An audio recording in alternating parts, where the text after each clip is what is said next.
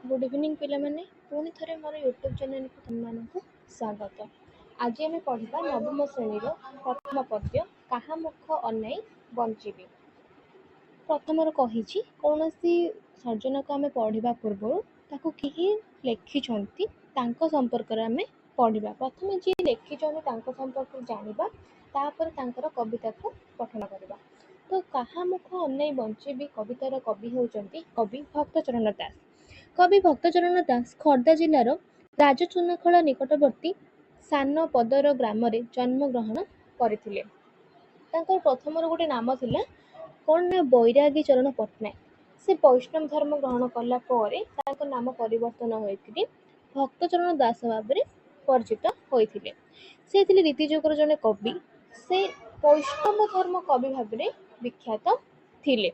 तांकर केतकी रचना हैला मनबोध 34 कला कलेबर 34 गप मंगल मन शिक्षा मथुरा मंगल ए सब तांकर श्रेष्ठ रचनावली। तांकर रचनावली गोटे वैशिष्ट्य होउछि सरल आ प्रांजल भाषा से रचना गुड़ी को लिखिथिले। सरल आ प्रांजल प्रांजल अर्थ कौन ना जहाँ को आम सहजरे बुझी पारिबा। तांकर भाषा गुड़िक थिला जो रचनार भाषा गुड़िक थिला बहुत सरल भाषा थिला। जो पद गुड़िक थिला धेरा मध्य पूरा सहज थिला जोड़ा कि समस्ते बुझी पारुथिले बुझी पारिबा सहजरे। तो आमे जो पद्यटी पढ़िबा काहा मुख अनाई बंचिबी एई पद्यटी कविंकर जो आमे पढ़िले मथुरा मंगल एई मथुरा मंगल काव्यरु एही काहा मुख अनाई बंचिबी कविताटी आसीछि। तो मथुरा मंगल काव्यर षष्ठ छांदरे 20 गोटी पद रही। से 20 गोटी पदरु 18 पद को नहीं एही कविताटी अणा जाइछि जार कि नामकरण करा जाइछि काहा मुख अनाई बंचिबी। तो यही कविता कौन कह जाइछि ना श्रीकृष्ण कंसर धनु उत्सव देखिबाकू मथुरा को जिबा बेले ଯଶୋଦାଙ୍କ ମାତୃହୃଦୟ ଆଶଙ୍କାରେ ବ୍ୟାକୁଳ ହୋଇ ଉଠିଛି। ଶ୍ରୀକୃଷ୍ଣ ଯେତେବେଳେ କଂସ କିଏ ଶ୍ରୀକୃଷ୍ଣଙ୍କର ମାମୁଁ। ତ କଂସର ଧନୁ ଉତ୍ସବ ଦେଖିବା ପାଇଁ ମଥୁରାକୁ ଯିବେ। ତ ଯେତେବେଳେ ଯିବେ ମଥୁରାକୁ ସେତେବେଳେ ତାଙ୍କ ମାତାଙ୍କୁ ଛାଡ଼ିକି ଯିବେ। ତ ଯେହେତୁ ଯେଉଁ ମାଙ୍କ ଠାରୁ ବିୟୋଗ ହେବେ ବା ମାଙ୍କ ଛାଡ଼ିକିରି ଯିବେ ତ ମା ସେଇ ଯେଉଁ ବିୟୋଗଟାକୁ ଏଠାରେ ପ୍ରକାଶ କରିଛନ୍ତି। ଯେତେବେଳେ ତାଙ୍କ ପୁତ୍ର ତାଙ୍କୁ ଛାଡ଼ିକିରି ଯିବେ ତ ସେହି ସମୟରେ ସେ ତାଙ୍କୁ ଯେହେତୁ ଶ୍ରୀକୃଷ୍ଣ ଯଶୋଦାଙ୍କର ଜୀବନ ଥିଲେ ତ ତାଙ୍କ ମା ତାଙ୍କ ବିନା କିପରି ବଞ୍ଚିବେ ସେହି କଥାକୁ ଦୁଃଖ ଭାବରେ ଏଠାରେ ପ୍ରକାଶ କରିଛନ୍ତି। ସଂସ୍କୃତ କବିତାରେ ମାତୃହୃଦୟର ଗଭୀର ବାତ୍ସଲ୍ୟ ମମତା ଜୀବନ୍ତ ଭାବରେ ବର୍ଣ୍ଣିତ। ତ ମାଙ୍କର ଯେଉଁ ମମତା ବାତ୍ସଲ୍ୟ ମମତାଟାକୁ ଏଠାରେ କବି ପ୍ରକାଶ କରିଛନ୍ତି। ଯଶୋଦା କେଉଁଭଳି ଭାବରେ ଶ୍ରୀକୃଷ୍ଣଙ୍କ ପ୍ରତି ବ୍ୟାକୁଳିତ ହୋଇଛନ୍ତି କେଉଁଭଳି ଭାବରେ ଶ୍ରୀକୃଷ୍ଣଙ୍କୁ ମନେ ପକାଉଛନ୍ତି ସେଇ କଥାକୁ ଏଠାରେ ବାତ୍ସଲ୍ୟ ମମତା ଢଙ୍ଗରେ କବି ପ୍ରକାଶ କରିଛନ୍ତି। ତ କବିତାକୁ ଆମେ ଆରମ୍ଭ କରିବା।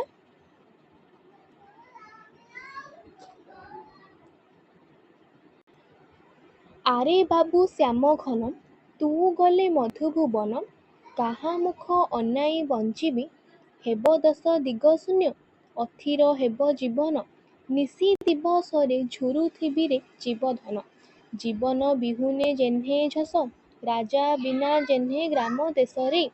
ତ ଏଠି କହୁଛନ୍ତି କି କହୁଛନ୍ତି ନା ଯଶୋଦା କଣ କହୁଛନ୍ତି ଆରେ ବାବୁ ଶ୍ୟାମ ଘନ। ଆରେ ବାବୁ ଶ୍ୟାମ ଘନ ଅର୍ଥ କଣ ନା ଶ୍ୟାମ ଘନ ଅର୍ଥ କଣ ଏଠି ଶ୍ୟାମ ଘନ ବୋଲିକି ଶ୍ରୀକୃଷ୍ଣଙ୍କୁ ସମ୍ବୋଧନ କରୁଛନ୍ତି। ତାଙ୍କ ନିଜ ପୁତ୍ରକୁ କହୁଛନ୍ତି ଆରେ ବାବୁ ଶ୍ୟାମ ଘନ ତୁ ଗଲେ ମଧୁଭୁବନ। ମଧୁଭୁବନ ଅର୍ଥ ହେଉଛି ମଥୁରା। ମଥୁରାକୁ ଏଠି ମଧୁଭୁବନ ବୋଲି କୁହାଯାଇଛି। ତୁ ଯେବେ ମଧୁଭୁବନକୁ ଯିବୁ ବା ମଥୁରାକୁ ଯିବୁ କାହା ମୁଖ ଅନାଇ ବଞ୍ଚିବି। ତୁ ଯେତେବେଳେ ମଥୁରାକୁ ପଳେଇବୁ ମୁଁ କାହା ମୁଖକୁ ଆଉ ଅନେଇକି ବଞ୍ଚିବି କାହାକୁ ମୁଁ ଅନେଇବି କାହା ପାଇଁ ମୁଁ ବଞ୍ଚିବି ବୋଲିକି ମାତା କହୁଛନ୍ତି। କାହିଁକି କହୁଛନ୍ତି କାହିଁକି ନା ଶ୍ରୀକୃଷ୍ଣ ଥିଲେ ମାତା ଯଶୋଦାଙ୍କର ଜୀବନ। ତାହାପରେ କହୁଛନ୍ତି ହେବ ଦଶ ଦିଗ ଶୂନ୍ୟ। 10 ଦିଗ ଶୂନ୍ୟ ହେଇଯିବ।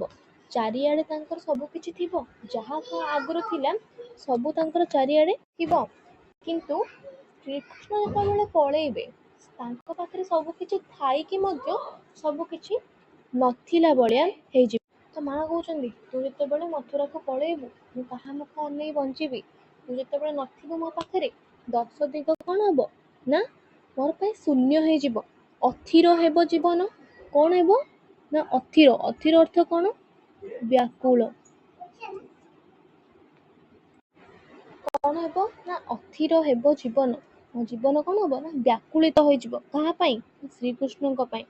ନିଶି ଦିବସରେ ଝୁରୁଥିବିରେ ଜୀବଧନ।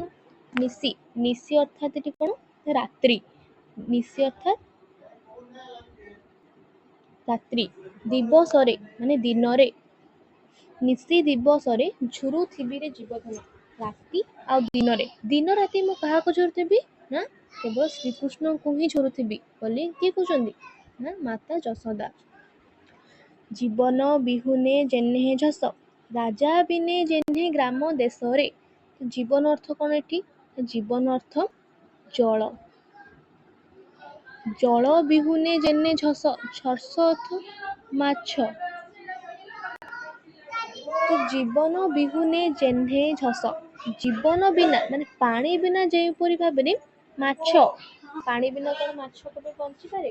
ପାଣି ବିନା ମାଛର ଅବସ୍ଥା ଯେଉଁଭଳି ହବ, ରାଜା ବିନେ ଯେହ୍ନେ ଗ୍ରାମ ଦେଶରେ, ରାଜା ବିନା ଦେଶର ଅବସ୍ଥା ଯେଉଁଭଳି ହବ, ଗୋଟେ ରାଜାଙ୍କ ବିନା ଗୋଟେ ଦେଶର ଅବସ୍ଥା ଯେଉଁଭଳି ହୋଇଥାଏ, ଯଦି ଗୋଟେ ଦେଶରେ ଶାସନ କରିବା ପାଇଁ କୌଣସି ଜଣେ ରହିବେନି ଦେଶର ଅବସ୍ଥା କଣ ହବ? ଦେଶର ଶାସନ ପରିସ୍ଥିତି କଣ ହବ?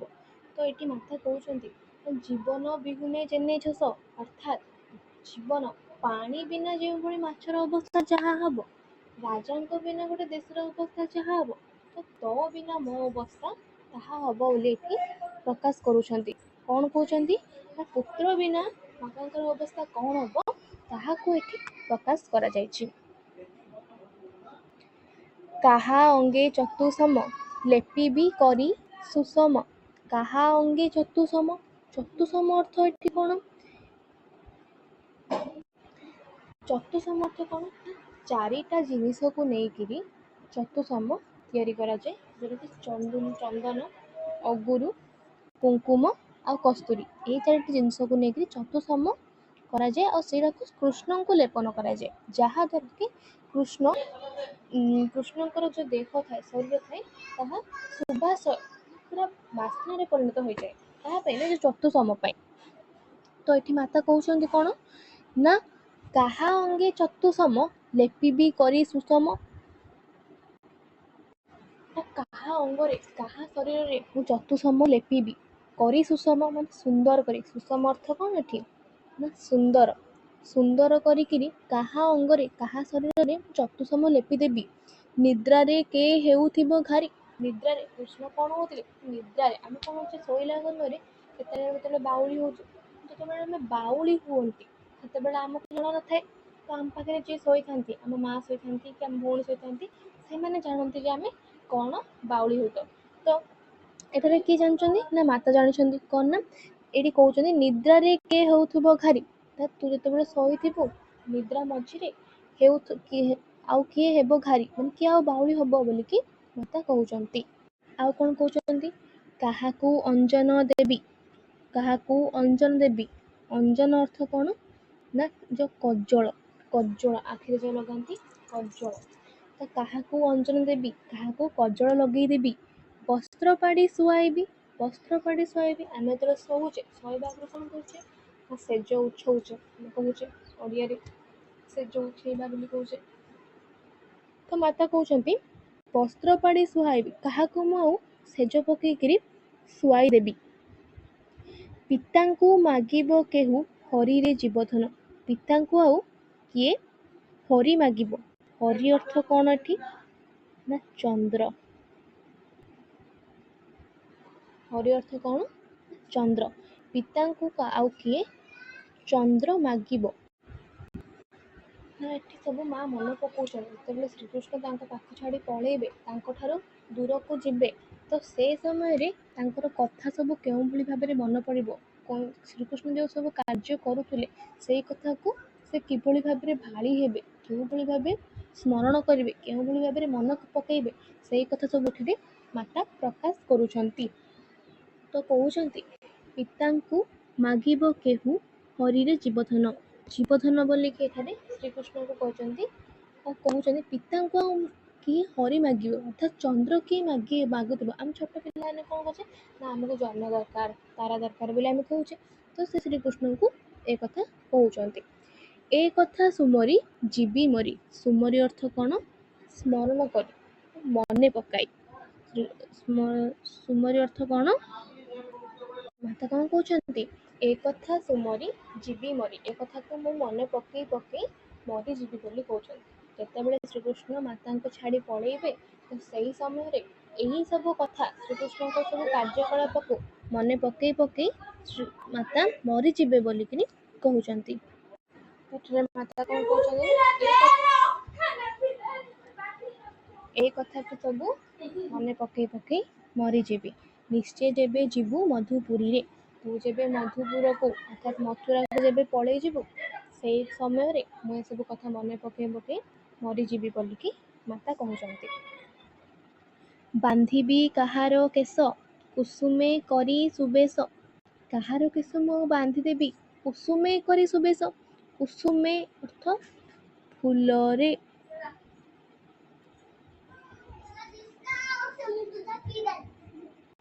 କୁସୁମ ଅର୍ଥ କ'ଣ? ନା ଫୁଲରେ କରି ସୁବେଶ, ଫୁଲରେ ସଜେଇକିରି। ଆଉ କାହା କେଶକୁ ମୁଁ, କାହା ଚୁଟିକୁ ମୁଁ ବାନ୍ଧିଦେବି ବୋଲିକି ମାତା କହୁଛନ୍ତି।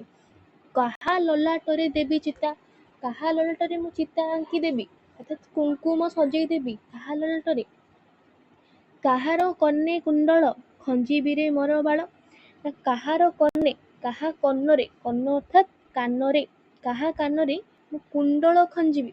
କାନରେ କ'ଣ ଶ୍ରୀକୃଷ୍ଣ କ'ଣ କରୁଥିଲେ ନା ବହୁ ଅଳଙ୍କାର ସବୁ ପିନ୍ଧୁଥିଲେ। କ'ଣ କ'ଣ ନା ଅଣ୍ଟାରେ ପିନ୍ଧୁଥିଲେ ଗୋଟେ ପ୍ରକାର, କାନରେ ପିନ୍ଧୁଥିଲେ, ବାହୁରେ ପିନ୍ଧୁଥିଲେ, ଆଙ୍ଗୁଠିରେ ପିନ୍ଧୁଥିଲେ, ଆମର ଯେଉଁ ଗୋଡ଼ ଅଛି, ଆମେ ଯେଉଁ ଝିଅ ପିଲାମାନେ ପାଦରେ ପାଉଁଜି ଲଗାଉ, ତ ସେମାନେ ପାଦରେ ମଧ୍ୟ ଲଗାଉଥିଲେ। ଯେହେତୁ ସେ ଥିଲେ ନା ରାଜା ପୁଅ, ତ ସେଇ ସବୁ ଅଳଙ୍କାର ସବୁ ଗ୍ରହଣ କରୁଥିଲେ। ତ ସେଇ ଅଳଙ୍କାର ପିନ୍ଧିକିରି, ତା ସହିତ କାଛିଆ ପିନ୍ଧିକିରି, ତା ସହିତ ବଇଁଶୀ ଧରିକିରି, ତା ସହିତ ଯେଉଁ ପୁଚ୍ଛ, ମୟୂର ପୁଚ୍ଛ ଥିଲା ତାଙ୍କର। ତ ଏହି ସବୁ ଲଗେଇଲା ପରେ ସବୁ ଗୋପୀମାନେ ପୁରା ଗୋପପୁର ଆଉ ଯେଉଁ ଯିଏ ବି ଦେଖିଲେ କୃଷ୍ଣଙ୍କ ପ୍ରତି ଆକୃଷ୍ଟ ହୋଇଯାଉଥିଲେ। ତ ଏଠି ମାତା କ'ଣ କହୁଛନ୍ତି ନା କାହା ଲଲାଟରେ ଦେବି ଚିତା। କାହା ଲଲାଟ ଅର୍ଥାତ୍ କପାଳରେ, କାହା କପାଳରେ ମୁଁ ଚିତା ଆଙ୍କିଦେବି, କୁଙ୍କୁମ ସଜେଇଦେବି, କାହା କେଶ ମୁଁ କୁସୁମରେ, ଫୁଲରେ ସଜେଇ ଦେବି ବୋଲିକି କହୁଛନ୍ତି। କିଏ? ମାତା। କାହା କର୍ଣ୍ଣେ କୁଣ୍ଡଳ ଖଞ୍ଜିବିରେ ମୋର ବାଳ। କାହା କର୍ଣ୍ଣରେ ମୁଁ କୁଣ୍ଡଳ ଲଗେଇଦେବିରେ ମୋର ବାଳ। ମୋର ବାଳ ଅର୍ଥାତ୍ ମୋର ବାଳକ, ମୋର ପୁତ୍ର, ମୋ ପୁତ୍ର, ଆରେ ମୋ ପୁତ୍ର, ମୁଁ କାହା କର୍ଣ୍ଣରେ କୁଣ୍ଡଳ ଆଉ ଦେବି ବୋଲିକି ମାତା କହୁଛନ୍ତି। କାହା ପାଇଁ କରୁଥିବି ଚିନ୍ତାରେ ଜୀବଧନ। ମାତା କହୁଛନ୍ତି ମୁଁ କାହା ପାଇଁ ଚିନ୍ତା କରିବି? ତୁ ତ ମୋର ଏକ ବଳ ବେଶୀ ପସନ୍ଦ, ତ ମୁଁ ଆଉ କାହା ପାଇଁ ଚିନ୍ତା କରୁଥିବି ବୋଲିକି କହୁଛନ୍ତି। ଜୀବଧନ, ଜୀବଧନ ଅର୍ଥାତ୍ ଜୀବନ ଧନ।